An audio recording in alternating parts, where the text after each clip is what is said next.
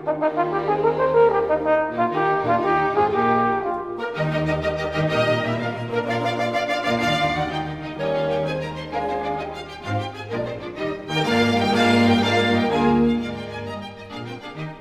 linguagem que estamos definindo na lógica proposicional é, de fato, uma simplificação da linguagem que usamos no dia a dia. É também uma simplificação da linguagem formal que usamos, por exemplo, na matemática e nas ciências em geral. Por isso, poderíamos pensar o seguinte: afinal, parece que tal linguagem serve para pouco. Mas não é bem assim. Estamos definindo uma linguagem formal e, do simples ato de defini-la, aprendemos a raciocinar sobre linguagens, em particular sobre linguagens formais. E é claro que isso é importante. Por exemplo, qualquer linguagem de programação em computadores é uma linguagem formal. E estamos a raciocinar sobre linguagens formais na lógica proposicional. Observe o paralelo. Então, raciocinar sobre linguagens formais é um grande passo para entender o mundo. Há até uma filosofia que é a filosofia da linguagem, uma filosofia bem moderna.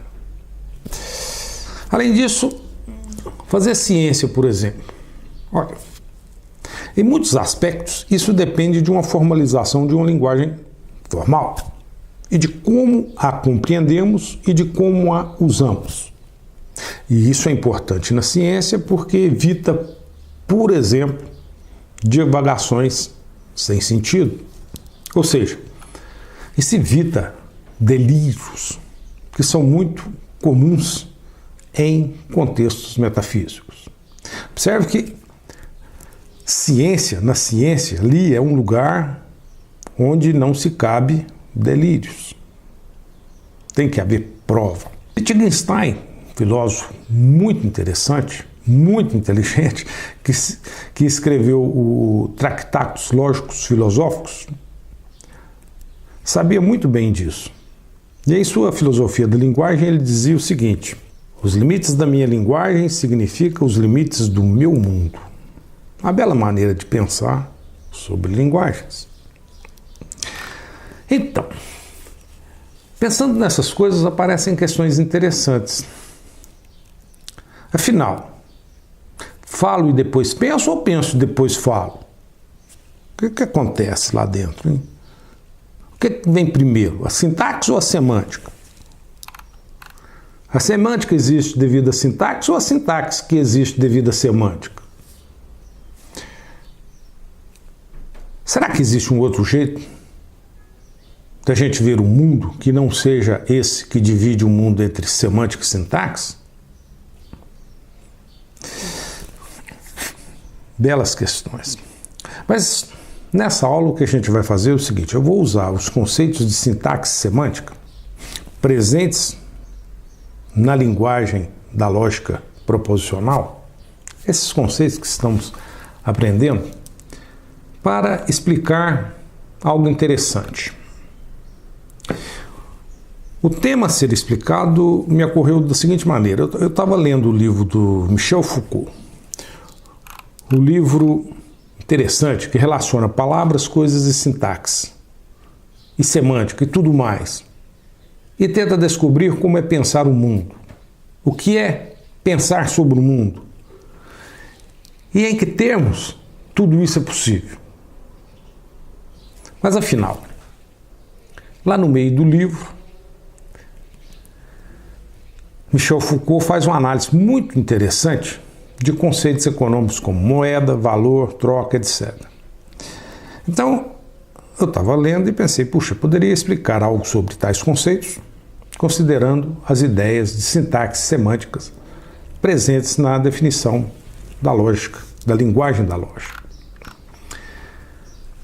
Nesse caso, diria o seguinte: o objetivo da nossa análise vamos restringi-lo, é claro, nessa aula, é tentar responder duas questões. Questões de cunho econômico. Afinal, sempre teremos crises econômicas? Sempre haverá alguém sendo explorado economicamente? Olha, tais questões realmente são importantes e interessantes, né?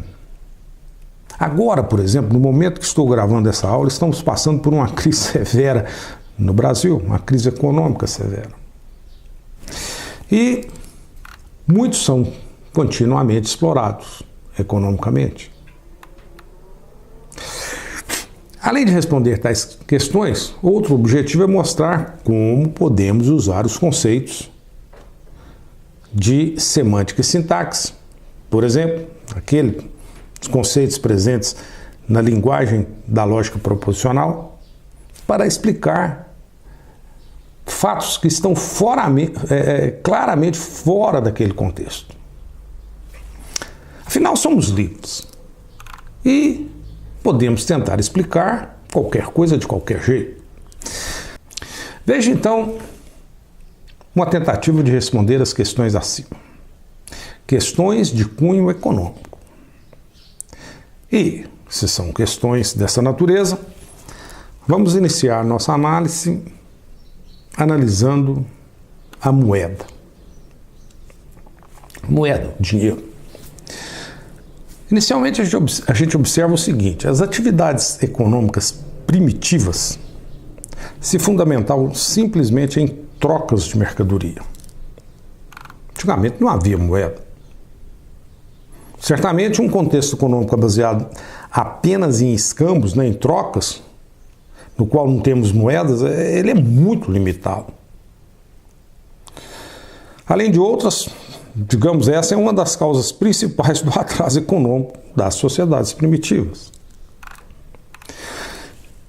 Nesse caso, o valor de cada coisa provém do valor dela própria. O que significa isso? Tal valor pode ser estabelecido, por exemplo, segundo critérios de utilidade, prazer, de raridade, entre outros. Mas o critério que estabelece o valor depende da coisa em si e da relação que essa coisa estabelece com as outras coisas. Ou seja, estamos no mundo sintático. Coisas sintáticas são trocadas por coisas sintáticas. Há relações sintáticas entre as coisas. Troco algo por outra coisa. E eu diria o seguinte, que nesse mundo sintático de coisas, né, elas se relacionam, portanto, conforme o seu valor de troca. E é claro, a verdadeira avaliação desse valor, eu diria, tem origem, é evidente, no juízo humano. Ou seja, nessa faculdade que se chama estimativa. O sujeito olha uma coisa, estima que isso vale 2 vezes aquilo. Mas é tudo no âmbito, digamos, sintático. Então, por um lado, temos um juízo, que é semântico, que estabelece um valor sintático. E ali no mundo sintático ocorrem as trocas. Veja a figura para a gente poder entender melhor. Suponha a seguinte situação. Temos aqui o mundo semântico e aqui o mundo sintático. No mundo sintático temos objetos. Imagina, para efeito de exemplo, que o Zé possui um boi. Esse é o boi do Zé. E que a Maria possui 4 ovelhas, as ovelhas da Maria. Tudo no mundo sintático. A partir do seu juízo, Zé interpreta esse boi como algo que vale 4 ovelhas. E se ao mesmo tempo a Maria tem o mesmo juízo, a mesma estimativa, ela conclui que um boi também vale 4 ovelhas. Ou seja, se Zé e Maria fazem estimativas iguais, há então a possibilidade de troca. O Zé pode trocar o seu boi pelas 4 ovelhas da Maria. Ou seja, o boi sintático do Zé é trocado pelas ovelhas sintáticas da Maria. E isso é possibilitado devido às estimativas iguais de ambos. Olha, mas é claro que trocar boi por ovelha pode ser complicado. Nem sempre o boi está onde as ovelhas estão, ou as ovelhas nem sempre estão onde o boi está. Então, o próximo passo na história econômica da humanidade foi instituir algo que pudesse facilitar essas coisas. Instituiu-se o metal, que permitiu o quê? Representar esse valor. Ou seja, é um nome que representa uma imagem ou uma ideia, mas não o constitui. Em outras palavras, uma moeda de ouro, por exemplo, era apenas um sinal e um instrumento usual para pôr em prática o valor das coisas e facilitar o quê? Facilitar a troca. Assim, eu diria o seguinte, que por um sinal sintático, esse sinal sintático é a moeda, as trocas foram facilitadas. Carregava-se moedas de um lugar por outro e fazia-se trocas de moedas por várias coisas. Veja a figura, para facilitar o entendimento. Suponha novamente um mundo semântico e um mundo sintático. Temos aqui o boi do Zé e as ovelhas da Maria. E agora temos uma moeda de ouro. Digamos que é a moeda de ouro do Chão. Suponha que Zé e Maria fazem estimativas iguais. Ou seja, uma ovelha vale uma moeda de ouro. E que o Chão, o comerciante, também estima igual. Isso significa o seguinte, que o nosso contexto ficou muito mais simples. Agora, com 4 moedas, o Chão compra as ovelhas da Maria. E a Maria, com essas 4 moedas, pode comprar o boi do Zé. E nesse caso, a Maria não precisa carregar as ovelhas, basta levar as 4 moedas de ouro e trazer o boi. Ou seja, o fato de se ter a moeda, isso possibilita o Chão comprar o boi do Zé e vender para Maria. E, igualmente, possibilita o Chão comprar as ovelhas da Maria e vender para o Zé. Ou seja, a moeda é um facilitador. Mas o que é a moeda? É um objeto sintático, é um sinal que representa esses objetos. Mas há uma relação estrita entre essas coisas definidas por essa estimativa. Ou seja, há ainda trocas nesse ambiente, digamos, sintático. Mas é engraçado, por que alguém estima que uma moeda vale uma ovelha? É porque a moeda em si tem também um valor sintático, e esse valor decorre do seu custo de produção, do seu custo de mineração. Como o boi, que tem um custo para ser produzido, a ovelha, a moeda também tem. E as estimativas definem as relações de troca no mundo sintático. Conclusão. As coisas e as moedas são elementos sintáticos. E suas relações não mudam, ou mudam muito lentamente.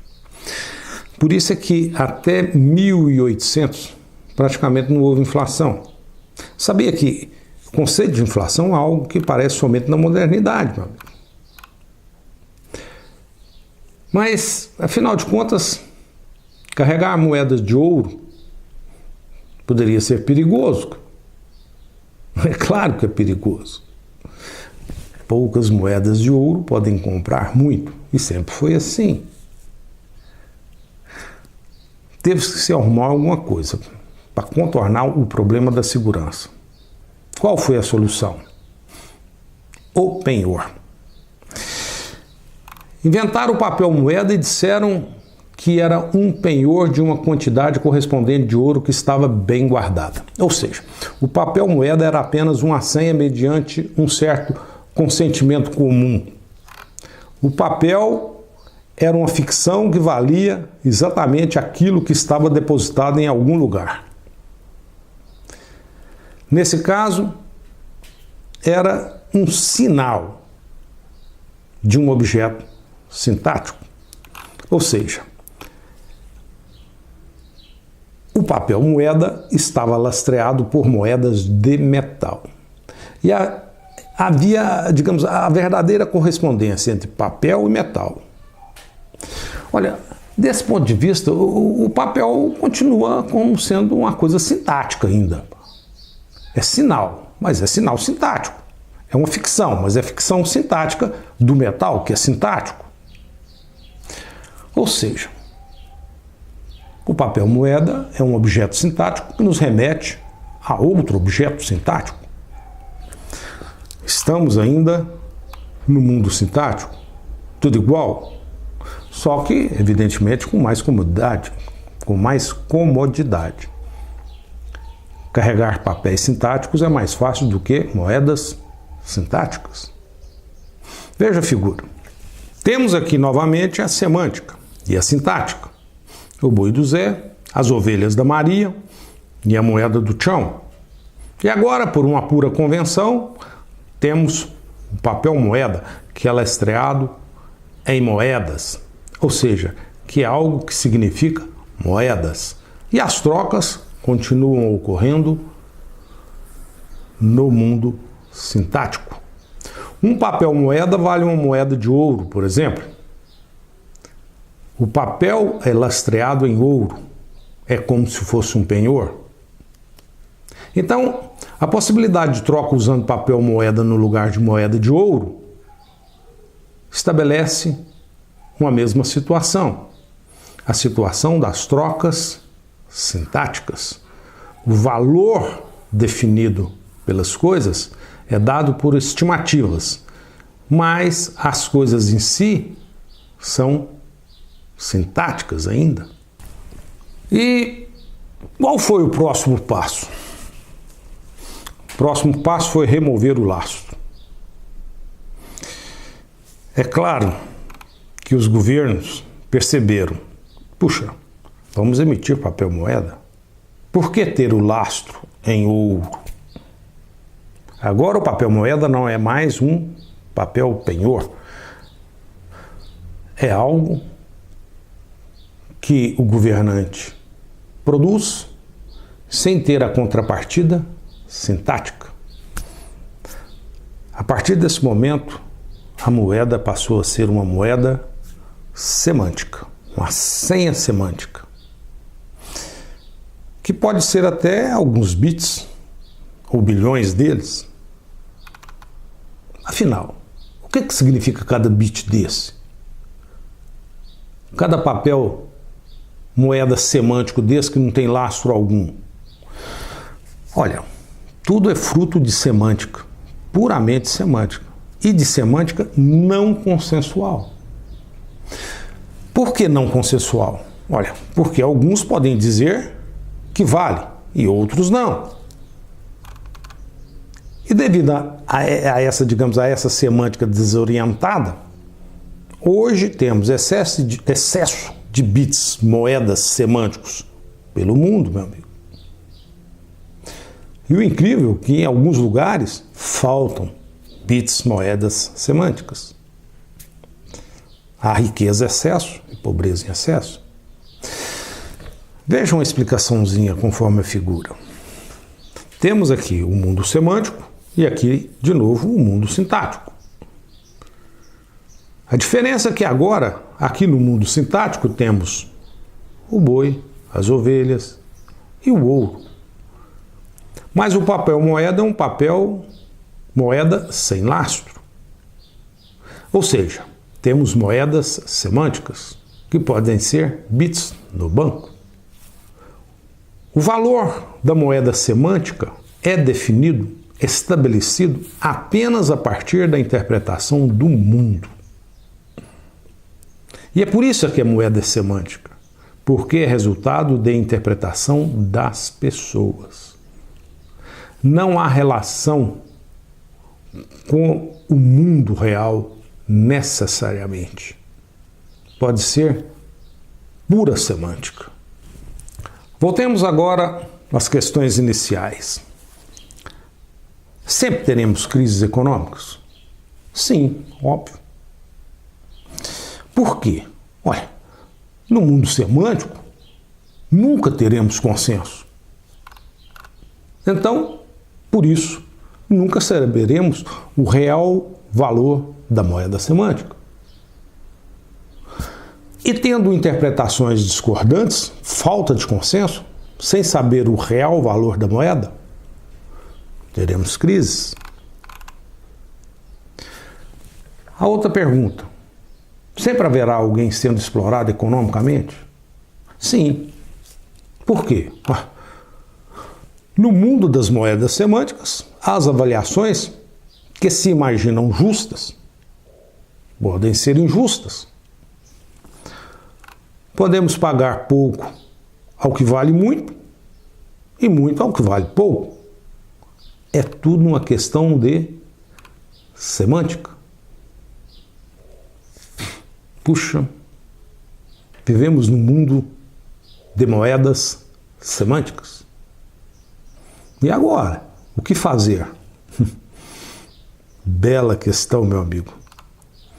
O que fazer? Às vezes é fácil pensar sobre as coisas, mas pensar na solução dos problemas é altamente desafiador. Pense nisso. No mundo de moedas semânticas, tudo é muito mais difícil.